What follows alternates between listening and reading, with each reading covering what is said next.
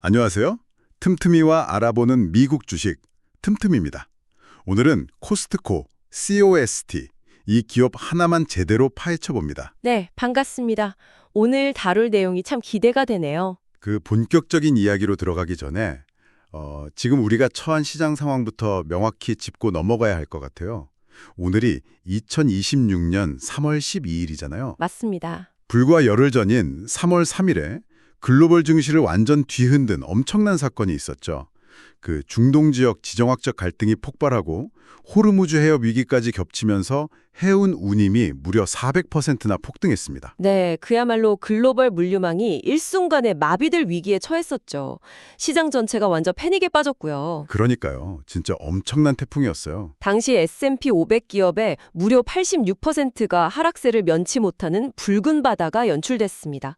투자자들이 위험 자산을 막 던지고 안전 자산으로 피신하라 정신이 없었던 근래 보기 드문 한 주였죠. 네네. 물류비 폭등은 곧바로 기업들의 마진 압박이랑 인플레이션 재점화 우려로 이어지거든요. 그래서 시장의 공포가 극에 달할 수밖에 없는 환경이었습니다. 그런데 이렇게 시장 전체의 펀더멘탈이 막 흔들리고 투매가 일어나는 와중에도 주가 1000달러 선을 굳건히 지키면서 이른바 시장의 요새 역할을 톡톡히 해낸 오늘의 주인공이 있습니다. 네, 바로 COST죠. 맞아요.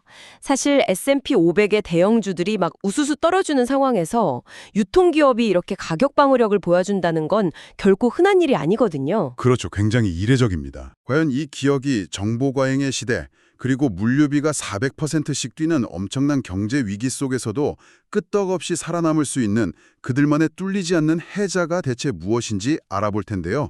오늘 구독자 여러분과 함께 그 이면의 숫자와 전력들을 샅샅이 파헤쳐 보겠다는 미션을 가지고 이 자리에 섰습니다. 아주 중요한 미션이네요. 가장 먼저 살펴볼 포인트는 역시 이 기업을 지탱하는 본질적인 비즈니스 모델이겠죠. 그렇습니다. COST의 가장 강력한 무기를 논할 때 절대 빼놓을 수 없는 게 바로 고객들의 그 약간 비이성적일 만큼 강력한 충성도입니다. 유통업계에서 고객 충성도는 흔히 쓰는 단어지만 이 기업이 보여주는 지표는 완전히 다른 차원에 있거든요. 맞아요. 제가 최근에 미국의 대형 온라인 커뮤니티인 레딧을 보다가 그 충성도를 진짜 피부로 체감할 수 있는 글들을 봤거든요. 어떤 글이었나요? 어떤 유저가 주말에 매장 가는 건 우크라이나 전쟁터에 가는 것 같다면서 그 엄청난 인파랑 카트 전쟁을 묘사했어요. 근데 재밌는 건 불평을 막 하면서도 매주 간다는 겁니다. 툴툴대면서도 결국 간다는 거군요. 네네. 더 놀라운 건 가격 인상에 대한 반응이었어요. 최근 인플레이션 때문에 오렌지 주스나 계란 같은 필수 소비재 가격이 오르니까 불만 글이 하나 올라왔는데 거기에 달린 댓글들이 정말 인상적이었습니다. 어떻게 반응하던가요? 그건 조류 독감이나 기후변화로 인한 흉작 때문이지 우리 COST의 잘못이 아니다. 이러면서 고객들이 오히려 기업의 대변인처럼 적극적으로 방어 논리를 펼치더라고요. 흥미롭네요. 소비자 입장에서는 단 1달러라도 오르면 기업을 탓하기 마련인데 이런 맹목적인 신뢰가 어떻게 형성된 건지 정말 궁금해지더라고요. 사실 소비자가 스스로 기업의 변호인 역할을 자초한다는 건 브랜드 관리 측면에서 궁극적인 도달점이라고 볼 수 있죠. 하지만 투자자의 관점에서는 이런 감정적인 반응이 실제 재무제표상의 숫자로 어떻게 증명되고 있는지를 냉철하게 확인해야 합니다. 아, 숫자로도 증명이 되나요? 결론부터 말씀드리면 완벽하게 증명되고 있습니다. 현재 미국과 캐나다 지역의 COST 멤버십 갱신율이 무려 92.2%에 달합니다. 와, 92%요. 10명 중 9명 이상이 묻지도 따지지도 않고 매년 자발적으로 회비를 내고 멤버십을 연장한다는 뜻이네요. 구독 경제가 흔해진 요즘 시대에도 오프라인 기반 유통업체의 92% 갱신율은 정말 경이적인 수치 아닙니까? 매우 이례적이죠. 실제로 이번 1분기 실적을 상세히 뜯어보면 멤버십 수익만 전년 동기 대비 14% 증가해서 13억 2,900만 달러를 기록했습니다. 엄청난 규모네요. 여기서 핵심은 이 멤버십 수익이 사실상 100%에 가까운 순이익으로 잡힌다는 점입니다. 물건을 팔아서 남기는 이익이 아니라 입장료 자체가 기업의 바텀라인, 즉 순이익을 지탱하는 거대한 기동인 셈이죠. 그렇다면 여기서 자연스럽게 드는 의문이 있습니다. 회원비로 그렇게 막대한 순이익을 창출한다면 정작 매장에 쌓여있는 그 수많은 물건을 팔아서 남기는 이유는 어느 정도인가요? 일반적인 대형 마트들은 보통 25에서 30% 정도의 마진을 목표로 움직이는 걸로 알고 있는데요. 그 지점이 바로 COST가 타 유통업체들과 완벽하게 차별화되는 이른바 안티 리테일 철학의 핵심입니다. 론 바크리스 CEO의 인터뷰나 내부 운영 원칙을 보면 이들의 마진 정책이 얼마나 엄격한지 알 수 있습니다. 얼마나 엄격하길래요? 일반 브랜드 상품의 마진은 최대 14%로 철저하게 제한하고 있습니다. 14%요? 네, 심지어 마진을 더 남길 수 있는 자체 브랜드, 즉 커클랜드 시그니처조차도 15%를 넘기지 않도록 내부 규정으로 강력하게 통제하고 있죠. 정말 파격적이네요. 특히 커클랜드 브랜드는 규모 자체가 어마어마하잖아요. 생수나 휴지 같은 생필품부터 유류, 주류까지 안 만드는 게 없는데 이 거대한 브랜드의 이윤 추구를 15%로 묶어둔다는 건 기업 입장에서는 엄청난 기회비용을 포기하는 것 아닐까요? 단기적인 수익성만 보면 그렇게 생각할 수 있습니다. 현재 커클랜드 시그니처는 무려 860억 달러 규모의 거대 브랜드로 성장했거든요. 860억 달러면 웬만한 대기업 수준이네요. 맞습니다. 포춘 500대 기업 하나의 매출을 뛰어넘는 수치이자 COST 전체 매출의 3분의 1을 차지하는 비중이죠. 바이오들의 인사평가 기준도 매우 독특합니다. 어떻게 평가하는데요? 개별 상품의 마진율을 얼마나 높였는지가 아니라 어떻게 하면 동일한 품질의 상품을 대량으로 소싱해서 회원들에게 시중가 대비 15에서 20%의 확실한 가격 혜택을 돌려줄 수 있었는가에 집중되어 있습니다. 이윤 극대화가 아니라 고객 가치 극대화가 조직 전체의 핵심 평가 지표인 셈입니다. 쉽게 말해서 상품을 팔아서 남기는 이유는 최소화하고 사실상 입장료로 돈을 버는 구조라는 거네요. 정확합니다. 그게 우리 COST 주가에 어떤 영향을 주나요? 두 가지 측면에서 강력한 해자를 형성합니다. 첫째는 아까 말씀드린 압도적인 멤버십 갱신율의 유지입니다. 마진 포기로 얻어낸 가격 경쟁력이 92.2%의 고객을 묶어두고 이들이 내는 연회비가 꾸준한 캐시플로우를 창출하죠. 네네. 관리의 효율성입니다. COST 직원들의 1년차 이후 이직률은 약 8.5%에 불과합니다. 미국 리테일 업계 평균 이직률이 60%를 넘나드는 것을 감안하면 기적에 가까운 수치입니다. 이직률이 8.5%요? 리테일 업계에서요? 어떻게 그게 가능하죠? 비밀은 업계 최고 수중의 대우에 있습니다. 미국 내 시간당 평균 임금이 31달러에 달합니다. 최저임금을 훌쩍 뛰어넘는 파격적인 보상이죠. 직원 대우가 좋으니까 안 나가는 거군요. 맞습니다. 이렇게 숙련된 직원들이 장기 근속하게 되면 기업 입장에서는 매년 수억 달러에 달하는 신규 채용 및 교육 비용을 아낄 수 있습니다.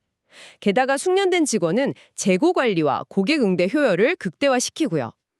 확실히 베테랑들이 일을 잘하죠. 네, 그리고 유통업계의 큰 골칫거리인 재고 손실률, 즉 도난이나 파손으로 인한 손실도 업계 최저 수준으로 방어해냅니다. 고임금 정책이 단순한 복지가 아니라 장기적인 비용 절감과 고객 서비스 향상으로 직결되며 펀더멘탈을 단단하게 다지는 핵심 동력인 것입니다. 직원들에게 높은 임금을 주는 것이 비용 증가가 아니라 오히려 운영 효율을 높여서 마진을 방어하는 영리한 전략이네요. 오프라인 생태계는 정말 탄탄하게 구축되어 있다는 걸 확인했습니다. 네, 오프라인은 완벽에 가깝죠. 하지만 지금은 2026년입니다. 오프라인 매장의 효율성만으로는 미래 성장성을 증명하기 어렵죠. 이 대목에서 COST의 눈에 띄는 변화, 즉 디지털 전환 성과를 짚어봐야 할 것 같은데요. 아주 중요한 변화죠. 최근 발표된 지표들을 보면 앱 트래픽이 자그마치 48%나 폭발적으로 증가했고 디지털 부문 동일 매장 매출도 20.5%나 급증했습니다. 상승세가 대단합니다. 게다가 오프라인 매장 결제 시스템에도 혁신이 있었잖아요. 직원이 모바일 스캐너로 고객 카트 안에 물건을 미리 스캔해주는 프리스캔 기술을 대대적으로 도입해서 그 악명 높은 결제 대기 시간을 20%나 단축시켰습니다. 오프라인의 전통적인 강자가 디지털 채널까지 성공적으로 확장하고 있다는 점은 투자자 입장에서 매우 고무적인 신호입니다. 전자상거래의 성장세가 기업의 새로운 활력을 불어넣고 있는 것은 부인할 수 없는 팩트죠. 그런데 지표가 오르는 건 분명 긍정적이지만 투자자라면 이 화려한 숫자 이면의 리스크도 꼼꼼히 따져봐야 하지 않겠습니까? 네, 그러야죠. 디지털 채널 확장이 당장의 매출은 끌어올릴 수 있겠지만 이게 과연 기존 오프라인 매장의 탄탄한 수익성과 충성도를 100% 대체하거나 시너지를 낼 수 있을지는 약간 의문이 들거든요. 특히 젊은 세대들의 유입이 늘어난다고 해서 이들이 부모 세대만큼 맹목적인 충성도를 보여줄지도 미지수고요. 아주 예리한 지적입니다. 실제로 이번 분기 실적 발표에서 많은 분석가들이 우려를 표한 대목이 하나 있습니다. 어떤 우려인가요? 92.2%라는 높은 갱신률 이면에 전체 멤버십 갱신률이 전 분기 대비 10dp, 즉 0.1%포인트 하락했다는 데이터가 숨어 있었습니다. 0.1%포인트 하락이요? 네, 하락폭 자체가 크진 않지만 그 원인이 방금 말씀하신 디지털 전환에 있다는 점이 중요합니다. 디지털 채널을 통해 가입한 새로운 젊은 층 회원들의 비중이 크게 늘었는데 데이터상으로 이들의 갱신률이 기존 오프라인 중심의 중장년층 회원들에 비해 상대적으로 낮게 나타나고 있거든요. 아, 앱으로 쉽게 가입한 만큼 기대치에 못 미치면 언제든 앱을 삭제하고 떠날 수 있는 세대라는 거군요. 맞습니다. 게다가 재무적인 압박 요인도 하나 추가되었습니다.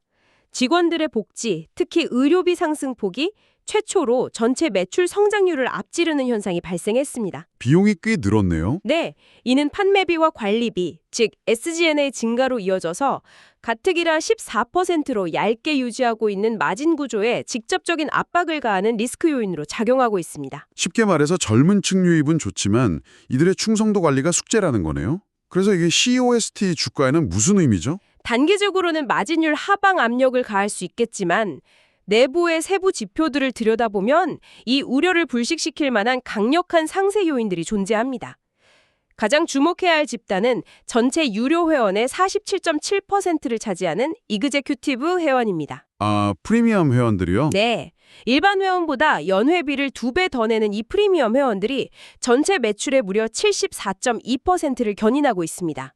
즉, 구매력이 높고 충성도가 압도적인 절반 이하의 핵심 고객 중이 기업 매출의 4분의 3을 책임지고 있는 구조죠. 절반도 안 되는 회원이 매출의 70% 이상을 담당한다니 대단하네요. 고무적인 것은 이번 분기에 이 고가치 고객층, 즉 이그제큐티브 회원의 가입률이 9.1%나 급증했다는 사실입니다. 전체 갱신율이 0.1%포인트 하락하는 와중에도 코어 팬덤은 오히려 더 단단해지고 확장되고 있다는 뜻입니다. 매출의 질이 엄청나게 밀도 높게 형성되어 있군요. 코어 팬덤이 든든하게 받쳐준다면 판관비 상승 같은 비용 압박도 어느 정도 상쇄할 수 있겠네요. 맞습니다. 그래도 의료비 상승 같은 구조적인 비용 증가는 기업 차원에서의 운영 혁신이 없으면 장기적으로 부담이 될 텐데요. 그 부분에 대해서도 적극적인 기술 도입으로 맞대응하고 있습니다.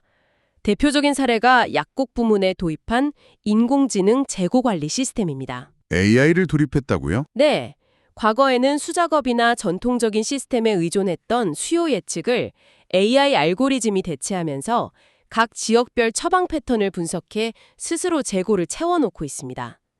그 결과 재고 보유율을 98% 이상으로 완벽에 가깝게 유지하면서도 처방 전 처리 건수를 획기적으로 늘렸습니다. AI를 그저 그럴듯한 마케팅 용어로 쓰는 게 아니라 실제로 과잉 재고를 줄이고 처리 속도를 높여 판관비를 방어하는 진짜 무기로 쓰고 있군요. 네, 아주 실질적인 혁신이죠. 이런 내부적인 운영 혁신과 비용 절감 노력은 결국 최근 불거진 외부의 거시적 위협과도 맞닿아 있는 것 같습니다. 그렇습니다. 아까 오프닝에서 3월 3일에 터진 호르무즈 해협 위기랑 물류비 400% 폭등 사태를 언급했는데요.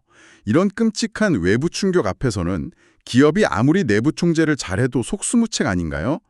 특정 정치적 입장을 떠나서 글로벌 공급망 위기와 관세 리스크에 철저히 비즈니스 관점으로 어떻게 대응하고 있는지 짚어볼 필요가 있겠습니다. 훌륭한 접근입니다. COST는 최근에 지정학적 리스크를 철저히 실용주의적인 비즈니스 전략으로 돌파하고 있습니다. 가장 상징적인 움직임이 바로 바이든 행정부 시절 상무장관을 역임했던 지나 레이먼도를 이사회에 전격 합류시킨 결정입니다. 오, 전직 상무장관을요? 네, 정치적인 성향을 철저히 배제하고 본다면 그네는 과거 미국 중심의 글로벌 공급망 재편과 반도체 수출 통제 등 통상 규제의 최전선에서 국가 정책을 지휘했던 최고 수준의 공급망 전문가거든요. 그러니까 단순히 이름값 높은 전직 관료를 모셔온 게 아니라 각국의 복잡한 관세 정책과 지정학적 위기를 예측하고 돌파할 수 있는 글로벌 통상 전략가를 이사회에 앉혀서 리스크 관리의 컨트롤 타워로 삼았다는 뜻이군요. 정확한 분석입니다. 현장 실무 단위에서도 물류 대란을 피하기 위한 구체적인 액션 플랜이 실행되고 있나요? 매우 기민하게 움직이고 있습니다. 해운 운임 폭등이 장기화될 조짐을 보이자 상품 소싱의 지정학적 지도를 아예 새로 그리고 있죠. 어떻게 바꿨나요? 예를 들어 부피가 커서 물류비 영향을 직격으로 받는 커클랜드 세탁세제 같은 품목들을 과거처럼 한 곳에서 일괄 생산해 전 세계로 뿌리는 방식을 과감히 탈피했습니다. 아시아 태평양 지역 매장에 들어가는 물량은 철저히 해당 지역 내에서 현지 조달하는 방식으로 공급망을 이완화했습니다. 물류비를 확 줄였겠네요. 네, 이 전략 덕분에 태평양과 중동을 건너는 막대한 해상 물류비를 절감했고 결과적으로 해당 제품의 매장 판매 가격을 무려 40%나 낮추는 경이적인 성과를 냈습니다. 글로벌 물류망이 끊어질 위기 속에서 오히려 가격을 40%나 내렸더니 14% 마진 상한선을 지키겠다는 집념이 공급망 혁신으로 이어진 셈이래요. 위기를 기회로 만든 전형적인 사례죠. 우리가 왜 이 기업을 시장의 요새라고 부르는지 충분히 납득이 갑니다. 그런데 여기서 아주 불편한 진실을 하나 마주해야 합니다. 훌륭한 비즈니스 모델을 가진 좋은 기업이 반드시 수익을 안겨주는 좋은 주식을 의미하는 건 아니잖아요. 아주 뼈아픈 지점입니다. 지금 월가에서 COST를 두고 벌어지는 가장 치열한 논쟁, 바로 밸류에이션 문제를 꺼내지 않을 수 없습니다. 피할 수 없는 주제죠. 현재 COST의 주가 수익 비율 PE는 자그마치 53배에서 54배 수준에서 거래되고 있습니다. 53배요? 솔직히 오프라인 매장을 기반으로 하는 유통기업이 체크 기업이나 AI 주도주 수준의 멀티플을 받는다는 게 역사적으로 보면 좀 위험한 신호 아닌가요? 그렇게 보실 수도 있죠. 당장 동종업계 대형 경쟁사인 WMT나 TGT 같은 기업들의 PE가 대략 30배 내외에 형성되어 있는 것과 비교하면 비싸도 너무 비싸다는 생각이 듭니다. 경쟁사 대비 확실히 높은 수준이긴 합니다. 과거 닷컴 버블 때나 특정 소비재 기업들이 시장의 완벽함을 선반영했다가 성장이 1, 2%만 꺾여도 주가가 반토막 난 사례들이 꽤 있잖아요. 월가의 일부 우려처럼 지금 주가는 기업의 완벽한 운영을 이미 가격에 다 반영해버린 탓에 상방룸이 닫혀있는 상태 아닐까요? 그 우려도 재무적으로 일리가 있습니다. 분명히 밸류에이션 부담이 적지 않은 구간이죠. 하지만 시장이 왜 경쟁사 대비 거의 2배에 달하는 프리미엄을 기꺼이 지불하고 있는가를 분석해보면 이 53배라는 숫자를 지탱하는 두 가지 핵심 동력을 발견할 수 있습니다.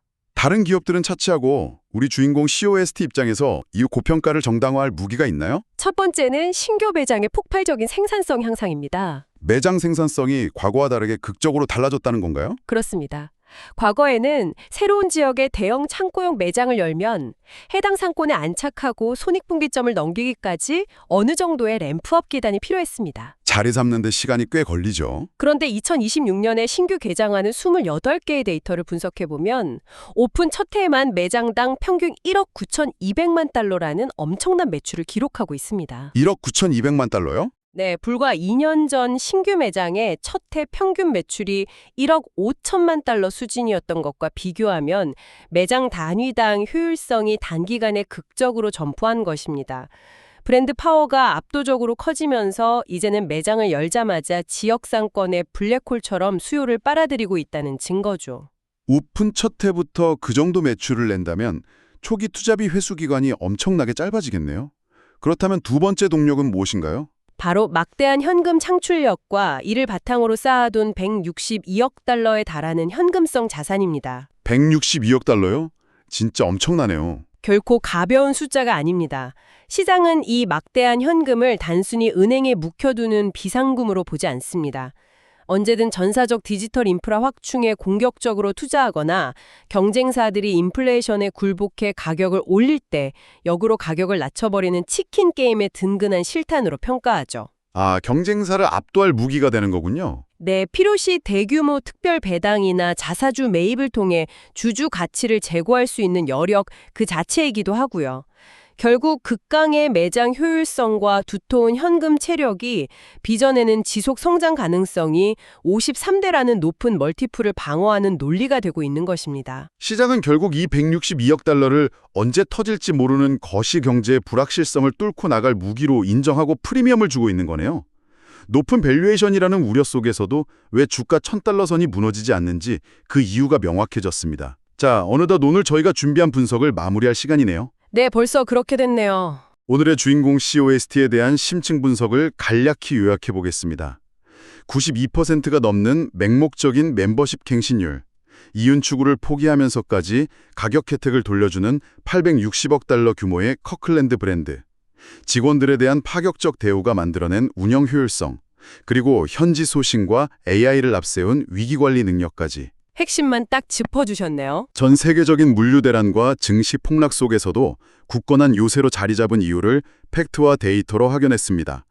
다만 유통업계 최고 수준인 PE 53배라는 밸류에이션은 언제든 작은 성장 둔화에도 민감하게 반응할 수 있는 허들이라는 점도 분명히 염두에 두어야 할 것입니다. 맞습니다.